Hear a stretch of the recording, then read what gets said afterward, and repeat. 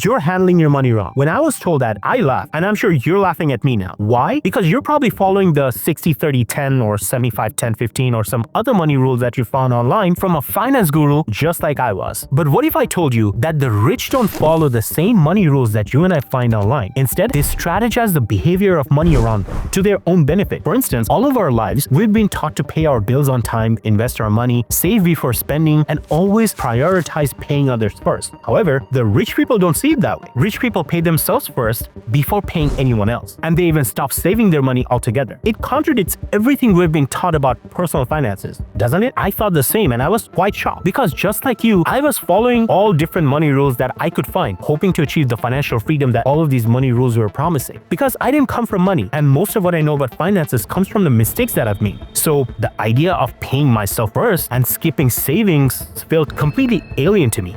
But once I discovered the silent strategies that rich people use to play the finance game in easy mode, I went from broke to financially free in a very short period of time. So in this video, I'll go over 7 finance strategies rich people live by that has transformed my financial life dramatically. By the end of the video, you'll understand why you should pay yourself first and when you too should stop saving your money. Have you heard that term, life is predictable until it's not? If you're watching this video in your phone or your desktop or TV, that means maybe you enjoy some level of financial comfort. However, you still may not have a significant emergency fund. As a matter of fact, from a study revealed that only about 40% of Americans could cover an unexpected $1,000 expense with their savings.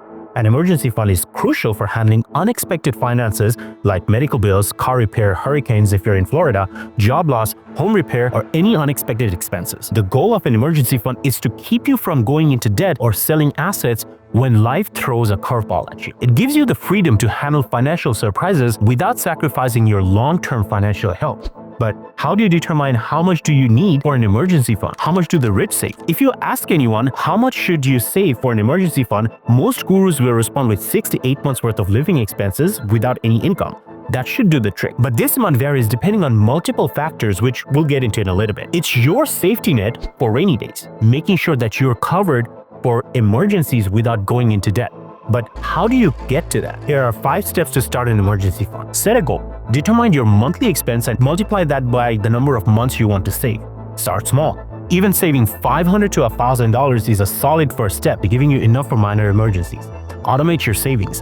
Set up an automatic transfer from your checking to your savings account dedicated to your emergency fund. Make it separate.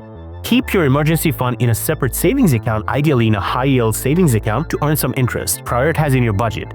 Treat your emergency fund as a non-negotiable expense each month until it's fully funded. But how much should you actually save? Financial experts typically recommend saving 6 to 8 months worth of living expenses. But as I always say, financial plan is not a one-size-fits-all solution. Therefore, the emergency fund amount varies based on individual needs, job stability, family size, and comfort level with risk. For example, single individuals with a stable job may save closer to 3 months worth of living expenses. Families with dependents and those with less stable income may feel more secure with 6 months or more. If you're thinking, is there any app that can do this for you? Sure there is. We'll get into that in a little bit. But you can only have an emergency fund if you have an excellent budgeting system. Imagine you and I work in the same company and make $120,000 a year or $10,000 a month, exactly the same amount, but we're both financially struggling. The difference between you and I is I'm single and you're married with 2 kids. While I rent an apartment and drive a sports car, you on the other hand have to live in the suburbs because of the great school district that is in. Then you drive a family car and also have to maintain a second car for your wife. Your mortgage is double than what I pay for rent for my 1-bedroom apartment. However, my lifestyle is obnoxiously expensive because I don't know how to stop partying. Fine dining every weekend, ordering in, endless shopping spree for absolutely no reason. So during a water cooler conversation, we both share our financial frustration and decided to go see an online financial advisor and learn how to manage our money more properly. We both went to see the same financial advisor. The following day, when we see each other at the office, we discuss our given advices from the financial advisor. After sharing our findings, very shortly we both realized that we had a better chance of visiting a fortune teller to fix our finances than seeing this financial advisor. We were both given the same advice to follow 75-10-15 rule. We were both given the same advice to follow the 75-10-15 rule. 75% of our income should go towards our necessities, 15% should go towards our investment, 10% of our income should go towards our savings. We both looked at each other dumbfounded. We're trying to figure out how both of our solution could be the same when we are both in two different stages of our lives. Meanwhile, I'm thinking, saving is so important, but when do you actually stop saving? Do you save your money for the rest of your life? Do you ever enjoy your savings? We'll get into that in a little bit. Well, 75% of your income may be necessary for your expenses because you're supporting your wife and 2 kids. You're living in the house where your mortgage is double than the amount that I pay for rent, and you're also maintaining 2 cars. Meanwhile, I'm just a single dude and living by myself. The only responsibility I have is me. Whereas most of my income or the biggest expenses of me is eating out every night, high-interest credit cards, partying, and paying astronomical amount every month for the sports car. You see, the problem with all these different types of rules, 75, 10, 15, or 50, 20, 30, of managing budgets does not mean that it's a one-size-fits-all. I mean, come on, you and I, we may need help with our finances, but at least we both know budgeting and financial advice is dynamic for every individual based on their needs and their life. We both went to our desk and start researching on this crucial topic when we were supposed to be working, by the way. After a few hours of rigorous working, we found the answer: flexible budgeting. Flexible budget is a concept that is used mostly in businesses. If it can be used in the business, why can't it be used for personal financing? A flexible budget is just a changing in actual revenue levels of the business. It's a budget that is mostly used as a static budget, and it's basically changes with the changes occurring in the volume or activities held in production. What the financial advisor told us about 75, 15, 10 money rule, these are traditional static budgets. Blanket budgets different individuals who are different places in their lives. It remains fixed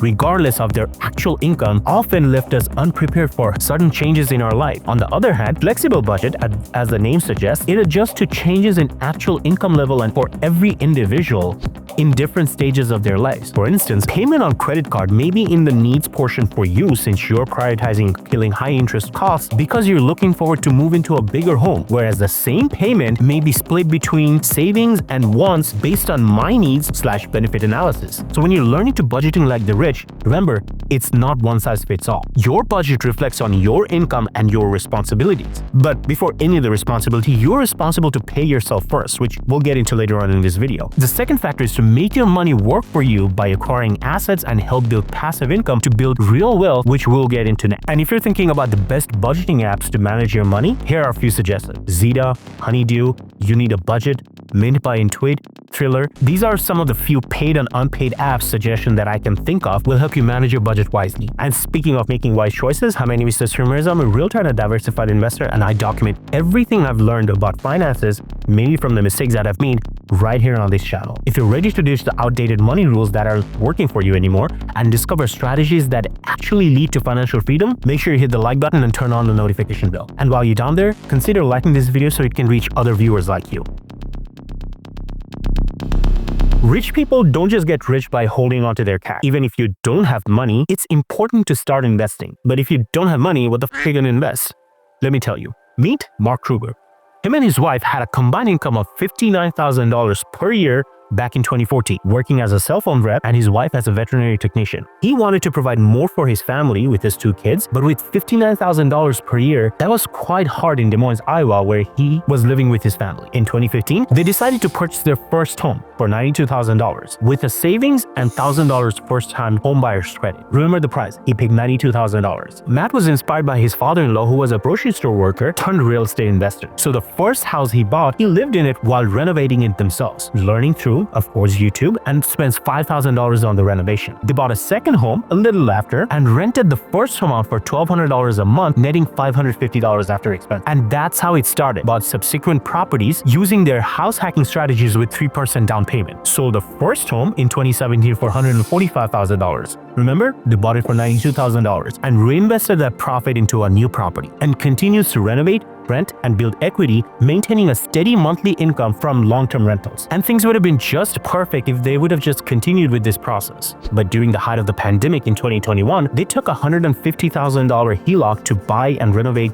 a $160,000 home and turn that into an Airbnb. Now, those of you who don't know what HELOC is, it is a home equity line of credit which is basically like a credit card, but that's tied to the value of your home. Here's how it works. Your home has a worth more than what you owe on it, which is basically your equity. The bank lets you borrow against that equity, which is the line of credit. You can borrow the money, repay it, and borrow again, just like with a credit card. Now, Mac and his wife focused on exceeding the guest experience by adding game rooms and hot tubs to their property, and the first year they ended up earning $52,000 in revenue. They scaled up their Airbnb business model further into flipping property using HELOC funds, and by 2022, Matt was making more than his $59,000 sales job from real estate and decided to quit his job at the age of 29. In 2023, their properties have gained $97,000 from long-term rentals and $143,000 from short-term rental. Now, if you don't like real estate, but you're looking for millionaire-making strategies like the rich and have a $295,000 nest egg to grow, you can balance capital appreciation and dividend yield. But it's extremely important to understand how to invest your nest egg, or else it will just disappear. Next, we'll go over the importance of investing wisely next. For the most part, consistent investment with uncertain markets produce strong growth through dollar costing averaging, where you invest the same amount regularly to maintain risk from the fluctuations of the market. However, diversification across a variety of assets, including stocks, bonds, and real estate, can both protect and grow your investment portfolio. That's what I do. Taking the line of credit against your equity to invest it, if it's a good idea or bad. Let me know in the comment section below, what do you think about taking a loan against your equity of your home to invest it to grow your portfolio? Where do you stand on that? Savings are important, but investing your savings wisely is the key to building a secure future. If you look around, influencers mostly talk about stocks, dividend yields, and real estate as key ways to generate wealth, but you can't just invest in one. Imagine you have a lump sum amount saved up of about $85,000. This cash may settle your nerves, but it also has no lasting value because inflation eats it away over time. So you intend to put it into risky stocks and some crypto and aim for a high return, for example, 15% per year, not realizing that it's probably not realistic and far too risky. And to your horror, the risky stocks plummeted and the crypto price took a nosedive. Your nest egg of $85,000 now, it's almost nothing. So instead, you should seek a portfolio all balanced not only between stocks and bonds, but also real estate, which able to create sustainable growth. Holding cash means you're entering into a guaranteed loss in purchasing power, and stocks for 2.5 years have historically been a safer bet against inflation. Market volatility isn't the real risk. Doing nothing is. And speaking of doing nothing, if you're finding value in this video, consider giving it a thumbs up as it helps the channel tremendously. You know, if you listen to most videos on how to manage your money like the rich, it always ends up at budgeting or investing. If everyone was so good at budgeting and investing, wouldn't everyone be super rich? Clearly, that's not the case. So what is it that sets the rich apart from the poor? What exactly does the rich understand that the poor always looks for but can't find? It's actually the emotion that drives wealth creation for the rich, both positive and negative. But that also contradicts the fact that says never get emotional with money. We'll go over all the positive emotions that the rich practices and the negative emotions that they try to stay away from in a bit. But having the right mindset is as important as entering in big numbers. Books like Psychology of Money mention that wealth creation mechanism stems from how an individual approaches and perceives wealth. Rich people are more or less particular about the ways they handle their money, using psychological theories that are right for them. For example, creating and following a rich morning routine that includes journaling, which helps them to remain goal-oriented, allowing them to manage money more efficiently. Starting your financial goals in the morning can help you remain proactive rather than reactive, creating a sense of control over your finances. That's what I do. Rewarding yourself for your progress gives you an incentive to do better, even when it is in small ways towards your financial goal. That always includes paying yourself first, which we'll get into next. Besides this, the rich always practices these 4 positive emotions driving their wealth creation. They're content, which prevents them from impulse spending and promotes careful financial planning. They have to be optimistic. This encourages them setting and achieving ambitious financial goals by viewing challenges as temporary setbacks. Needless to say, they're confident. This helps them to take calculated risk, invest wisely, and seize the opportunity. And they're full of gratitude. This reduces unnecessary spending by fostering satisfaction with current assets. On the other hand, here are the negative emotions that the rich tries to stay away from. Fear prevents them from taking necessary risks, leading to missed investment opportunities. Envy promotes poor decisions like impulse spending to match others' perceived wealth. Anxiety causes decision paralysis, blocking growth and investment. And don't let your negative emotions win. Crush the like button and subscribe below. It's free therapy. The first step I took towards building wealth was to ensure my own financial security. At its core, paying yourself first means saving a portion of your income before spending it. By doing this, you begin to break free from the paycheck-to-paycheck cycle and realize that your future is more important than your present. I think that a great way to go about it is to understand the money rules that all the gurus rave about. You know, the 50-30-20 or 75-10-15 rule. But here's the thing, as I mentioned before, financial rules are flexible framework. They're meant to help you manage your finances with a structure that fits your lifestyle and goals, not to box you in. For instance, if your expenses exceed 75% because you live in a neighborhood that costs more than the neighborhood next to you, but this neighborhood is closer to your kid's school, it doesn't mean you're doing anything wrong financially. You're prioritizing your kid's education, and that's the stage that you're at in life. Finance rule works whatever rules works best for you in your situation that you're in right now. Similarly, instead of waiting until after all your expenses are paid to save money, flip the script. Pay yourself first. Prioritize yourself first. This is your safety net, the savings to protect you on a rainy day. You don't always need to save 10% or any finance rule that tells you to save. Turn it up or down a notch that works best for you. Everyone has their own definition of being rich, but here's the thing. The goal isn't to follow someone else's financial rulebook. It's about creating a system that works best for you and helps you reach your objective. And believe it or not, one of the most important safe towards building wealth is learning when to stop saving money. Now, saving money is crucial. It's how you prepare for a rainy day or fund a business site. But here's the catch. Saving alone doesn't grow your wealth. Think about it. Parking your money in a savings account, even a high-yield one, doesn't lead to a substantial capital growth. That tipping point comes when you have built a solid safety net, typically 6 to 8 months worth of living expenses without working, and you have kept it in a high-yield account. From there, it's time to shift gears. If wealth accumulation is a goal, investing becomes a smarter move. Why? Because investments like securities, real estate, or pensions don't just hold your money, they grow it. With compound interest or appreciation, these assets work for you instead of just sitting in a bank account. In other words, once your financial base is secure, it's time to stop saving and start investing in your future. When you take control of your financial system, one designed by you, for you, you'll start to feel the shift. It's not just about money anymore. It's about empowerment, freedom, and playing your money game on easy mode. And that's when you know you're exactly where you need to be, ready to live an abundant and prosperous life. One of the biggest misconceptions about saving money is the idea that you need to aim for $100,000 or even $1 million right off the bat. But here's the truth. If you want the real money, you don't need a fortune to start with. All you need just $10,000. And trust me, it will completely change your life. Don't believe me? Find that out in this video, where I'll show you exactly how $10,000 can give you freedom that you always wanted. If you haven't already, like and subscribe. See you in this video.